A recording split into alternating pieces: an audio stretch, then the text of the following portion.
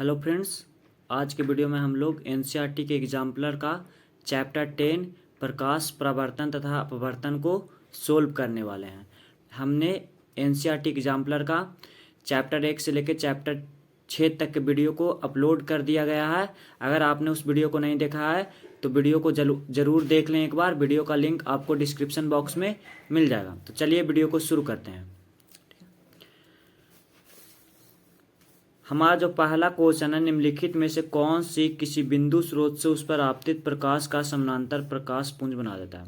कहता है निम्नलिखित में कौन सा है जो उस पर पड़ने वाले प्रकाश को या तो अपवर्तन के बाद या तो प्रवर्तन के बाद क्या बना देता है, समानांतर प्रकाश बना देता है। तो ये आप देख सकते हैं कि जैसे मान लीजिए ये एक अवतल लेंस है, ठीक है। इससे क्या होता है कि जब फोकस होकर कोई प्रकाश पड़ती है तो वो प्रवर्तन के बाद क्या हो जाता है, प्रधान एक्सिस के समानांतर निकल जाता है। और उसी प्रकार उत्तल लेंस में जब कोई उसके मुख्य फोकस से कोई लाइट मतलब F1 से जब कोई प्रकाश किरण आता है और वो अपवर्तन के बाद क्या होता है कि मुख खच के क्या होता है, समानांतर हो जाता है। तो हमारा सही ऑप्शन हो जाएगा अवतल दर्पण तथा उत्तल लेंस। अवतल दर्पण तथा उत्तल लेंस अपने पर पड़ने वाले प्रकाश को क्या कर देता है, समानांतर प्रकाश पुंज बना देता है। अगला क्वेश्चन है कि 10 mm लंबी कोई सुई किसी अवतल दर्पण के सामने ऊर्ध्वाधर रखी गई है। इस सुई का 5 mm लंबा प्रतिबिंब दर्पण के सामने 30 सेंटीमीटर दूरी पर बनता है, जो दर्पण की फोकस दूरी है। एक दर्पण है जिसमें वस्तु की ऊंचाई, प्रतिबिंब की ऊंचाई और प्रतिबिंब दूरी दे रखा है। उसमें हमको क्या निकालना है, उस दर्पण का फोकस दूरी निकालना है। तो चलिए इसको हम लोग सोल्व करते हैं। सबसे पहले जो दे रखा है उसको हम लोग क्या करते हैं, नोट करते हैं। तो सबसे पहले दे रखा है कि वस्तु की ऊंचाई, तो वस्तु की ऊंचाई को हम लोग क्या करते हैं, H1 करते हैं। तो H1 बराबर क्या हो जाएगा, अब किसी भी दर्पण में न्यूमेरिकल बनाने से पहले हमको क्या करना होता है, साइन को ध्यान रखना होता है। तो जो दर्पण में हम लोग साइन लेते हैं वो बिल्कुल किसके हिसाब से लेते हैं, कोऑर्डिनेट ज्योमेट्री के हिसाब से लेते हैं। मान लीजिए एक दर्पण है, ठीक है ना। तो इसमें जो प्रधान एक्सिस के दाईं ओर जो दूरी मापते हैं वो क्या मापते हैं, पॉजिटिव में मापते हैं। और प्रधान अक्ष के जो बाईं ओर दूरी मापते हैं वो निगेटिव में मापते हैं। प्रधान अक्ष से ऊपर की ओर जो दूरी मापते हैं वो पॉजिटिव मापते हैं और प्रधान अक्ष से नीचे की ओर जो दूरी मापते हैं वो निगेटिव मापते हैं। प्रकाश का क्वेश्चन के न्यूमेरिकल सोल्व करने में सबसे इंपॉर्टेंट क्या हो जाता है, उसका साइन कन्वेंशन। तो अब क्या होता है कि जो कहता है कि एक दर्पण की ऊंचाई कितना दे रखा है, 10 mm। अब आपको पता है कि चाहे दर्पण हो या लेंस हो, दर्पण मतलब वस्तु को हमेशा क्या रखते हैं, बाईं ओर रखते हैं। तो क्या हो जाएगा, ये जो ऊंचाई है जो ऊपर की ओर मापा जा रहा है, इसलिए मतलब जो वस्तु की ऊंचाई हम लोग हमेशा क्या लेते हैं, प्लस में लेते हैं। तो H1 बराबर क्या हो जाएगा, 10 mm हो जाएगा। दूसरा कहता है कि इस सुई का 5 mm लंबा प्रतिबिंब दर्पण के सामने बन रहा है। अब चूंकि अवतल दर्पण है और इसमें जो प्रतिबिंब बन रहा है वो क्या बन रहा है, दर्पण के सामने मतलब इस ओर बन रहा है। अब चूंकि अवतल दर्पण में दर्पण के सामने जब प्रतिबिंब बनता है तो वो क्या होता है, वास्तविक होता है। इसलिए इसका मतलब प्रतिबिंब क्या बन रहा है, उल्टा बन रहा है। तो जब हम क्या लेंगे, प्रतिबिंब की ऊंचाई लेंगे तो क्या लेंगे, चूंकि ये नीचे दूरी माप रहे हैं तो इसलिए इसमें क्या लेंगे, माइनस में लेंगे। तो H2 हम लिखते हैं उसको, H2 बराबर क्या हो जाएगा, 5 mm हो जाएगा, ठीक है। उसके बाद क्या है कि हमको क्या दिया हुआ है, प्रतिबिंब दर्पण के सामने बनता है। अब चूंकि प्रतिबिंब दर्पण के सामने मतलब इस ओर बन रहा है और इस ओर हमको पता है कि जब इस प्रधान एक्सिस पे दूरी मापते हैं तो वो निगेटिव में मापते हैं। तो हम लोग क्या करते हैं कि प्रतिबिंब दूरी को हम लोग क्या करते हैं, V से करते हैं। तो V बराबर कितना हो जाएगा, -30 सेंटीमीटर, ठीक है। अब हमको क्या पूछ रहा है, F पूछ रहा है, फोकस दूरी पूछ रहा है, ठीक है। तो हम इसमें क्या करते हैं कि हम लोग दर्पण सूत्र पढ़े होंगे कि मतलब 1/F बराबर क्या होता है, 1/V + 1/U। फोकस दूरी निकालने के लिए हमको क्या पता होना चाहिए, V है जो क्या है, प्रतिबिंब दूरी है, और U है जो क्या है, वस्तु दूरी है। तो हमको फोकस दूरी निकालने के लिए क्या पता होना चाहिए, प्रतिबिंब दूरी और वस्तु दूरी। प्रतिबिंब दूरी तो पता है, हमारी वस्तु दूरी पता नहीं है। पता करने के लिए हम लोग क्या करते हैं, आवर्धन का फार्मूला लगाते हैं। तो मैग्निफिकेशन आवर्धन बराबर 2 सूत्र होता है। एक तो होता है H2/H1 मतलब प्रतिबिंब की ऊंचाई और बटा में वस्तु की ऊंचाई, और दूसरा होता है -V/U होता है। अब H2H1 बराबर क्या हो जाएगा, H2 बराबर -0.5 और बटा में क्या हो जाएगा, 1 हो जाएगा, बराबर क्या हो जाएगा, -V/U। हम लोग क्या करते हैं कि -0.5/1 बराबर -V/U। अब -0.5 बराबर -V/U। अब -0.5 को क्या लिख सकते हैं, -1/2 बराबर क्या हो जाएगा, -30 और बटा U, क्योंकि जो V का वैल्यू था वो क्या था, माइनस में था। अब ये माइनस माइनस प्लस हो जाएगा और माइनस से गुना करेंगे तो माइनस हो जाएगा, यू बराबर क्या हो जाएगा -60 सेंटीमीटर। तो अब हम लोग को क्या था कि वस्तु दूरी यू क्या हो गया पता चल गया, यू बराबर -60 सेंटीमीटर। आप देख सकते हैं साइन कन्वेंशन में कि यू तो हमेशा क्या रहता है बाईं ओर रहता है वस्तु दूरी, तो इसलिए इसका साइन भी क्या है माइनस में आया। प्रतिबिंब भी दर्पण के सामने बन रहा है तो प्रतिबिंब दूरी भी क्या हो जाएगा माइनस में हो जाएगा। अब हम लोग मुख्य फोकस निकाल लेते हैं, 1/f बराबर क्या होता है 1/v और प्लस 1/u। अब चूंकि v बराबर -30 है तो क्या हो जाएगा -1/30 और u बराबर -60 है तो -1/60। इसका जब एलसीएम लेंगे तो 60 और -2 -1 बराबर क्या हो जाएगा -3/60। तो f बराबर क्या हो जाएगा -20, क्या हो जाएगा -1/20। अब 1/f बराबर कितना आया -1/20, तो f बराबर क्या हो जाएगा -20 हो जाएगा।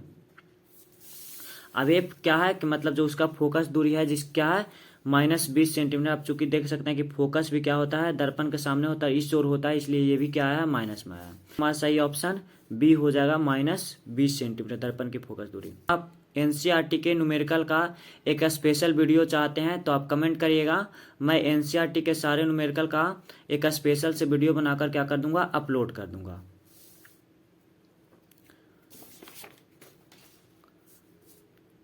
अगला क्वेश्चन है कि निम्नलिखित में किस स्थिति में कोई अवतल दर्पण बिंब से बड़ा वास्तविक प्रतिबिंब बना सकता है। कहता है किस स्थिति में अवतल दर्पण में बड़ा और वास्तविक प्रतिबिंब बनता है।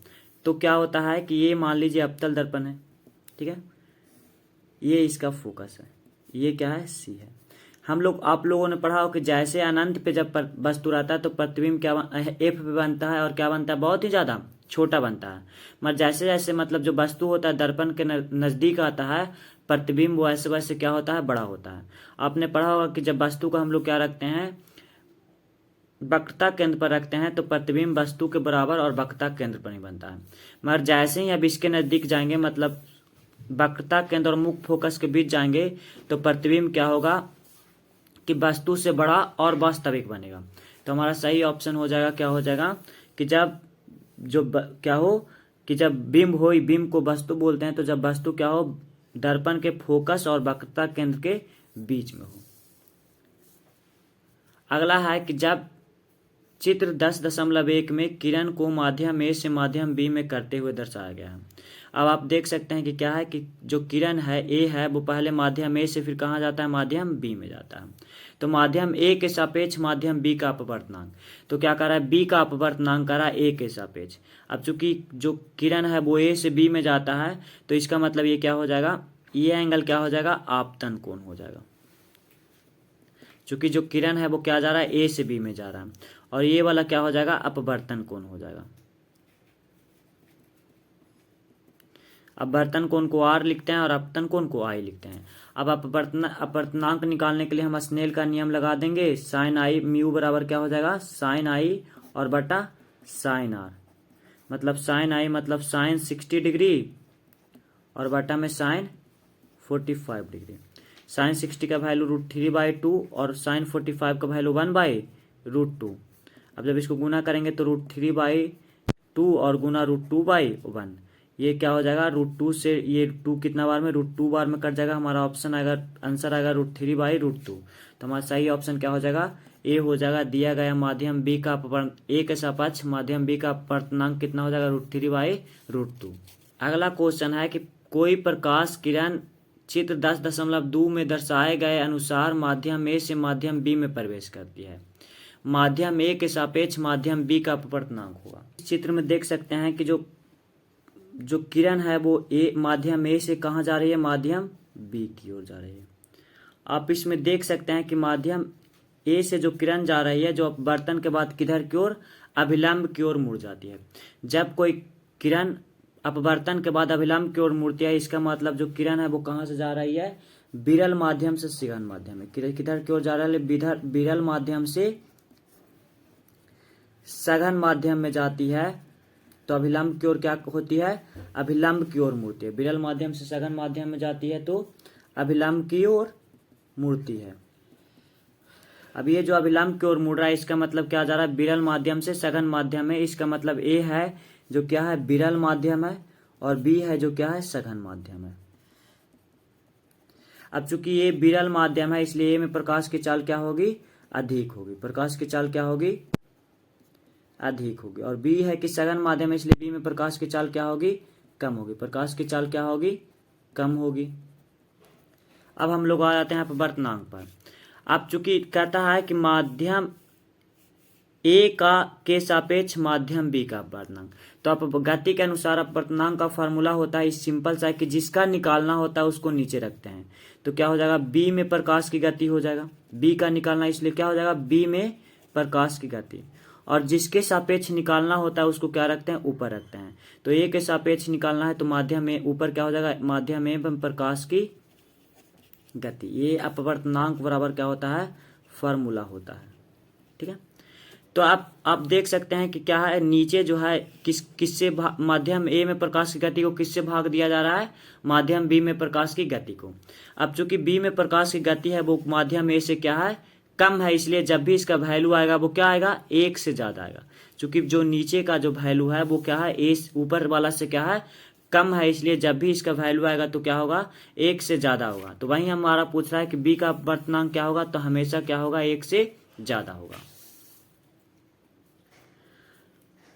अगला है, दिए चित्र 10.3 में दर्शाए अनुसार प्रकाश पुंज किसी बॉक्स के छिद्रों ए तथा बी से आपतित होकर क्रमशः छिद्रे सी तथा डी से बाहर निकलते हैं। बॉक्स के भीतर निम्नलिखित में क्या हो सकता है।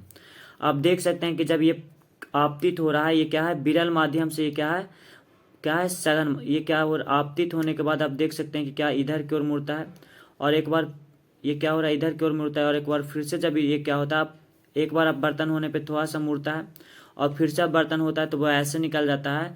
इसका मतलब क्या हो रहा है कि अभिलंब की ओर मुड़ रहा है, इसलिए अंदर का जो माध्यम होगा क्या हो सकता है, कांच का एक आयताकार स्लैब। पहला बार अब बर्तन होता है तो ऐसे अंदर आता है, और फिर दूसरा बार अब बर्तन होने के बाद वो क्या हो जाता है, सीधा निकल जाता है। तो क्या हो सकता है, कांच का एक आयताकार स्लैब।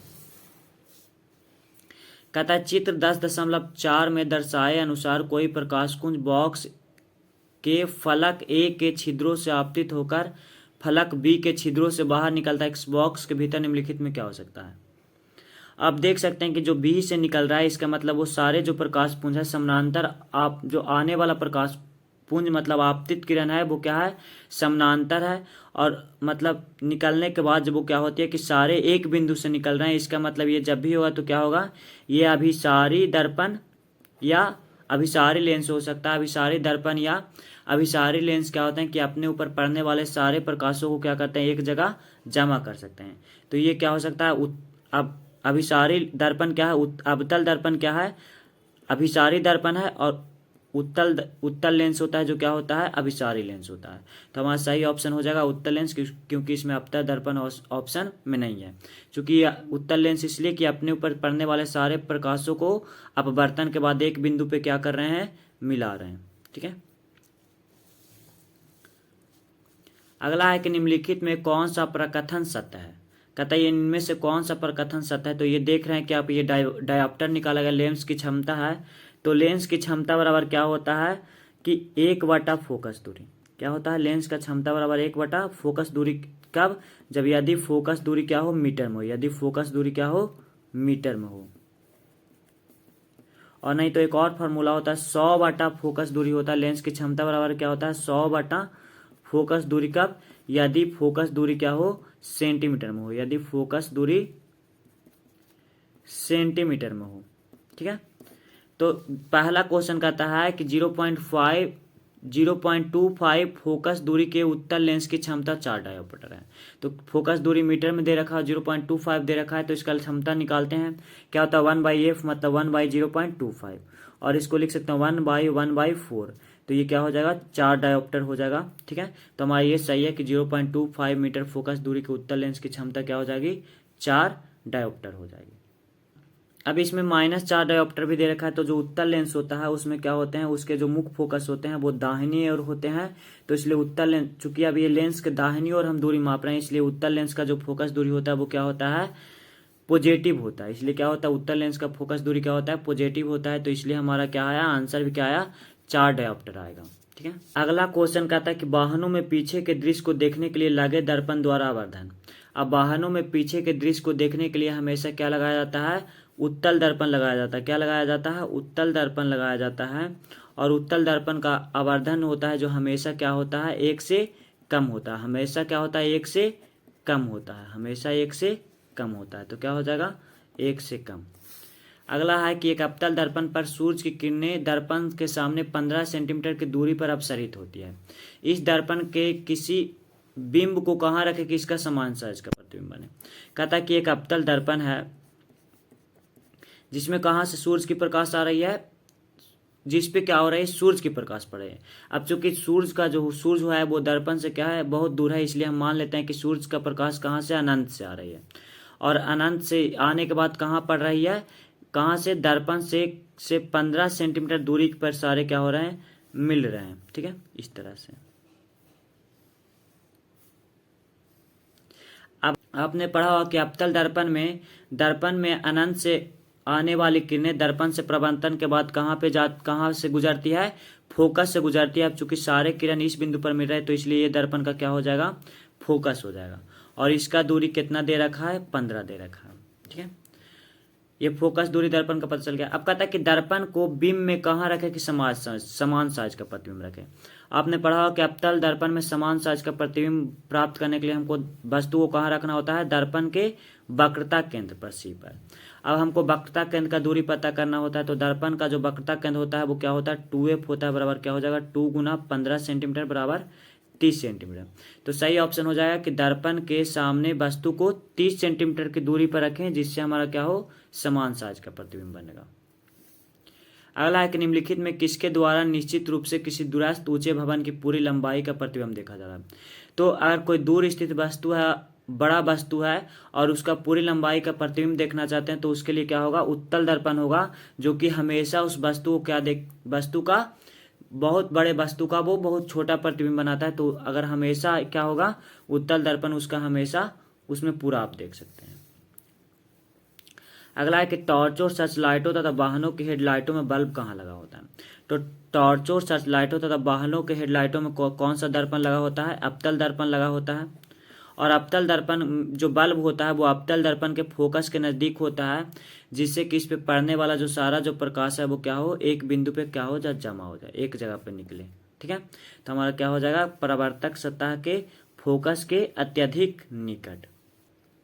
कहता है कि परावर्तन के नियम लागू होते हैं। तो परावर्तन के नियम है जो किसी भी मतलब दर्पण पे लागू होता है, चाहे वो कैसी भी आकृति हो और कैसी भी दर्पण हो, तब परावर्तन के नियम सभी दर्पणों और सभी सतहों पे लागू होता है। वायु से कांच के आयताकार स्लैब में आपतित किसी प्रकाश किरण का गमन पथ 4 विद्यार्थियों ABCD ने चित्र 10.5 में अनुसार किया। इनमें से कौन सा सही है? तो आपने पढ़ा होगा कि मतलब चूंकि क्या आ रहा है? कहाँ से आ रहा है? वायु से कांच में, मतलब कहाँ से जा रहा है? विरल माध्यम से सघन माध्यम में। विरल माध्यम से सघन माध्यम में। और विरल माध्यम से सघन माध्यम में जब प्रकाश जाती है तो अपवर्तन के बाद कहाँ जाती है? विलंब की ओर क्या हो जाती है? मुड़ जाती है। तो इसमें मुड़ नहीं रहा है तो ये हमारा गलत हो जाएगा। इसमें भी मुड़ नहीं रहा है तो ये भी गलत हो जाएगा। इसमें मुड़ रहा है। ठीक है, तो ये सही हो सकता है।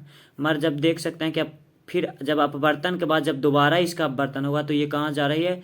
कांच इस बार विरल माध्यम और कांच इस बार क्या है? सघन माध्यम, और हवा है जो क्या है? विरल माध्यम है। अब सघन माध्यम से विरल माध्यम में जाती है तो अविलंब से क्या भागती है? दूर भागती है। तो ये भी गलत हो जाएगा। इसमें देखिए कि वायु से कांच में तो पहली बार अविलंब की ओर मुड़ा है, और दूसरी बार कांच से वायु में तो फिर क्या गया? अविलंब से दूर गया है। तो ये हमारा ऑप्शन क्या हो जाएगा? सही हो जाएगा। बी नंबर क्या हो जाएगा? सही हो जाएगा।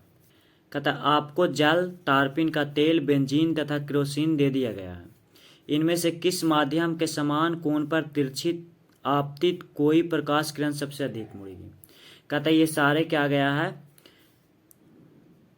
ये 4 चीज आपको दे दी है, और किसमें कहता है जो प्रकाश का आपतित किरण होगा वो अपवर्तन के बाद सबसे अधिक मुड़ेगा। तो आपने पढ़ा कि जिस माध्यम का अपवर्तनांक सबसे अधिक होता है वो सबसे ज्यादा घना होता है। क्या होता है? जिस माध्यम का अपवर्तनांक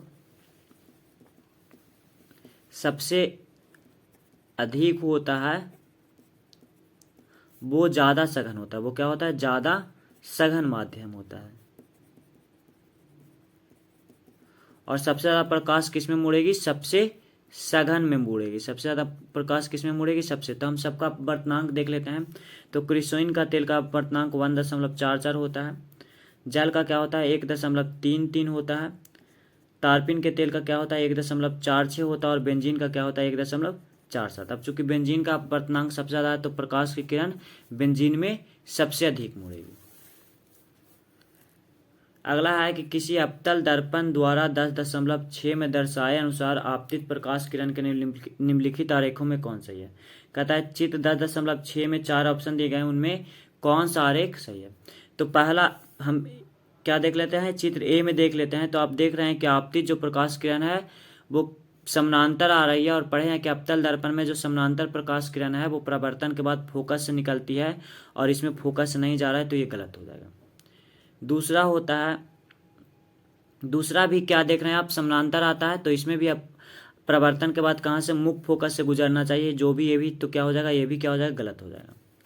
चित्र सी में आप देख सकते हैं कि आपतित किरण भी पैरेलल है, और क्या है, मतलब जैसे आ रही है वैसे ही लौट जा रही है, तो ये क्या हो जाएगा, गलत हो जाएगा। जब वक्रता केंद्र से कोई प्रकाश आता है तो परावर्तन के बाद जैसे आता है वैसे ही क्या होता है, लौट जाता है। ठीक है। तीसरा में आप देख सकते हैं कि समानांतर आ रहा है और परावर्तन के बाद वो क्या हो रहा है कि मुख्य फोकस से निकल रहा है, तो ये हमारा ऑप्शन क्या हो जाएगा, सही हो जाएगा। अवतल दर्पण में समानांतर आने वाली प्रकाश किरण परावर्तन के बाद मुख्य फोकस से होकर गुजरती है।